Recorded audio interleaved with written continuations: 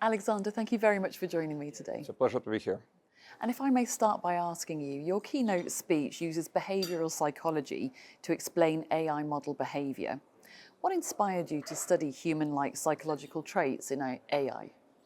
Well, it's a very interesting question. It turns out that we've been working on a particular problem, which we thought was an engineering problem. And then we realized that the solution is from psychology and not from engineering. What happened is that a workflow was developed using chat interface and worked perfectly. But the moment it was put in a production system, it stopped working. And for a while, we thought it's maybe the model setting, it may be some sort of a parameter that's different. But then we realized, and I'll spare you the details of how long it took us and like what route we came to this. And then eventually we found the finding, it was totally mind-boggling. It turns out that, there's a book by Daniel Kahneman called Thinking Fast and Slow. And he explains that there are two systems in the human brain. One is responsible for intuitive thinking, something thoughtless, like, for example, working, you don't think I'm putting one foot in front of the other. And the other one, when you actually need to engage into thoughtful discourse, like basically you're making some effort, like solving a math problem on an exam. So it turns out that when we're developing in the chat interface, we were giving the model the opportunity to provide more extended answers, and that also made them better answers.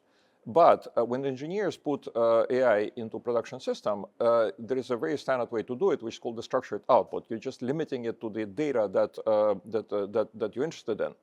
So the process of asking it to just give you the data as opposed to a more extended full answer is the exact equivalent of asking it to think fast, to give an instantaneous answer to a complex problem. Almost like if somebody was doing an exam and had 2 hours on the exam first and did very well, and then next day you say, here's the exam and fill out the answer sheet, you're done, right? You have 5 seconds. So we realized that what is happening here is the exact thing that Kahneman covered in his very famous book, Thinking Fast and Slow. And then we read this book, the other book called Noise, which is actually for AI is even more important, and found by conducting the same experiments that AI is subject to the same cognitive biases, same psychological effects as humans. And this was absolutely amazing for us to discover in something that you certainly would not expect. You introduced cognitive bias risk as a distinct category of AI model risk. So how can risk managers use your research to detect and mitigate this new type of risk? Well, first of all, of course, model risk management departments have now been given the task to validate AI models. And they know very well how to validate market risk models, credit risk models, and they do it using quantitative methods, right? Nobody is just saying, okay, well, there is some risk, it's probably good enough, right? People measure it. There are very rigorous techniques on how to make sure that the answer is correct. So what needs to happen with AI is that we need to go from saying, I ran it twice and maybe even 10 times, right? And it looked good, so we're done. To scientific approach, just like there is a scientific approach or quant-based approach of measuring and validating market and credit risk, we have to go to the same measurement-based quant approach to modeling to measuring AI model risk. And this is done by statistical experiments. So you run statistical experiments, you randomize the model so it doesn't always give you the same answer. It actually happens even naturally. And then you determine sort of like value at risk, right? So the model misfired in 1% of cases. The model misfired in 5% of cases. And actually there are techniques, if it happens, to go from 5% to 1% using techniques called crowdsourcing and voting. So it can actually, if you find issues, you can also have a way of solving it. So I think that what needs to happen is a scientific approach to AI model risk validation has to be developed. And right now, what's being done with AI models is very often kind of sort of like market and credit scores were back in the day before quant models, right? In other words, it was kind of seat of the pants type of thing, right? So we have to get through the same journey with AI models. And your findings show that AI responses can change dramatically based on subtle hints in the prompt. What practical advice would you give to quants or risk analysts to avoid unintentionally framing their queries to get a biased answer? Yeah, so, there are a couple of things there. First of all, you have to put yourself in the shoes, so to speak, figuratively, of AI and understand how your query sounds to AI. And here's how it sounds. Whatever the query is, it starts from this. The all-powerful user to whom I'm a humble, helpful assistant, because the model is conditioned to be the helpful assistant.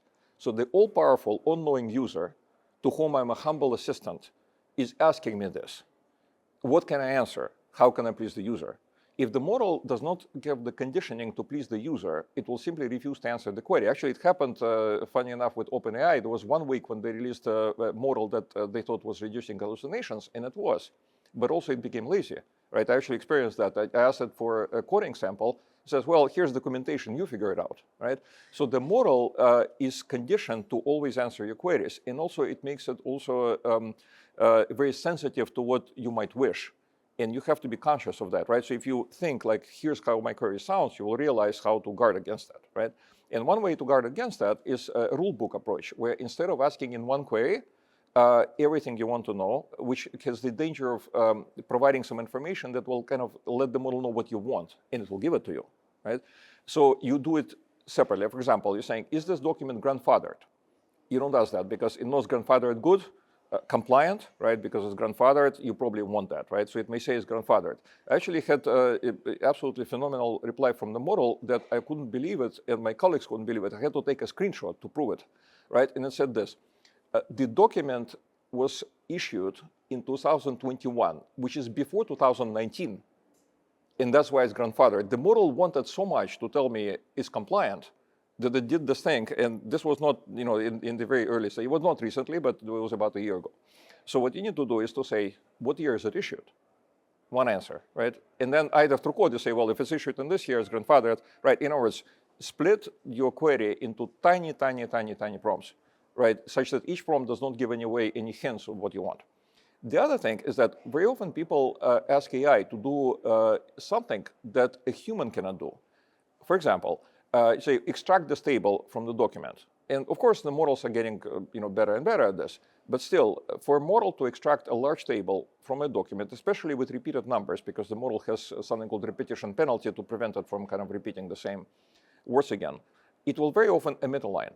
Well, a human would also, right? So imagine you give a data analyst a table on the paper, say, take one look and then type it up.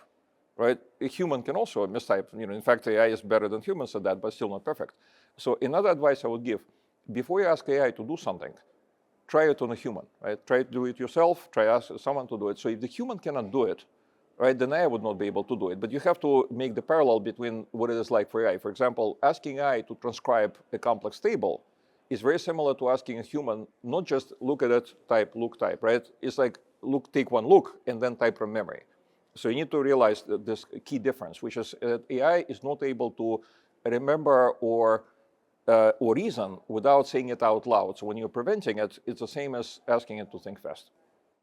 You argue that calling AI multiple times and taking the median response improves reliability. How would you recommend integrating this principle into production AI systems? Yeah, so this is actually an amazingly powerful technique.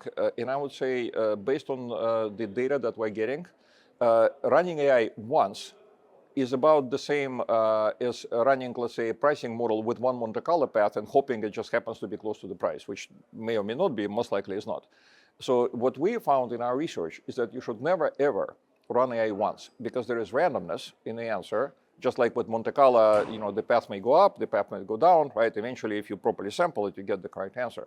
So in this case, just like with humans, the same thing. The humans have inherent randomness in their response. Even looking at the same problem, like looking, for example, at the same exam, a professor would grade it differently, unless it's like a clear yes or no answer. If it's an English exam, right? So professor would grade differently depending on the mood, and not even realize how random it is, right? Judges famously give different sentences before and after lunch, right, and don't realize it, and would not admit it, right? They would deny that this is happening. That was shocking to them, of course, and it's not fair, of course, to the defendant. So it's very random, and the way to overcome the randomness is crowdsourcing. So crowdsourcing was very famous. About 100 years ago, there was a country fair in which people were asked to estimate the weight of an ox, and each individual estimate was wildly off, but the median was within 1% of the true weight, and this was recently repeated in a TED Talk and with the same result. So wisdom of the crowds is actually something that applies to AI as well, but you don't need the crowd of AI, right? You just call it multiple times. It doesn't remember what you asked before. So you can do it, it's not that with human, you could wipe the memory of the question and ask again, right? Then you get better accuracy. So if you're looking for a number, call many times, ask for the median. And when it misfires and gives you something wrong, but with the small probability, it will completely suppress this probability, just like Monte Carlo does, and gets you the right price. And if it's a classifier, for example, you like what category it is, like say cyber incident, assign a category.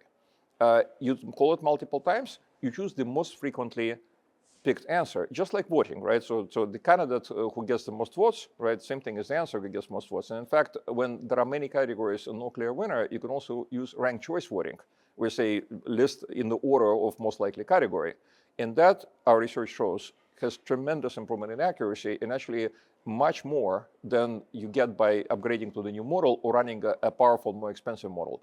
So the key thing that really I wanted to convey actually in today's workshop as well is that you should never call AI once, always call it multiple times, just like you never run Monte Carlo with one pass.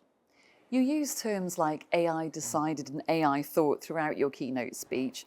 Is that purely metaphorical, or do you believe that AI has a capacity for thought? It's a great question, and of course, it's a subject of a very hot discussion right now with very passionate opinions one way or the other.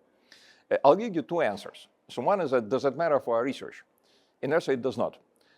We have experiments, and in fact, these experiments are statistical, and you can run them in a better controlled situation and more rigorously than with humans. With humans, a student who is typical subject of a participant in a psychology experiment, a student may know what the experimenter is after. Right. Also, it's very hard to come up with a sufficient number of participants, and that means the statistics is not always as good as you would like it to be. So here we have AI.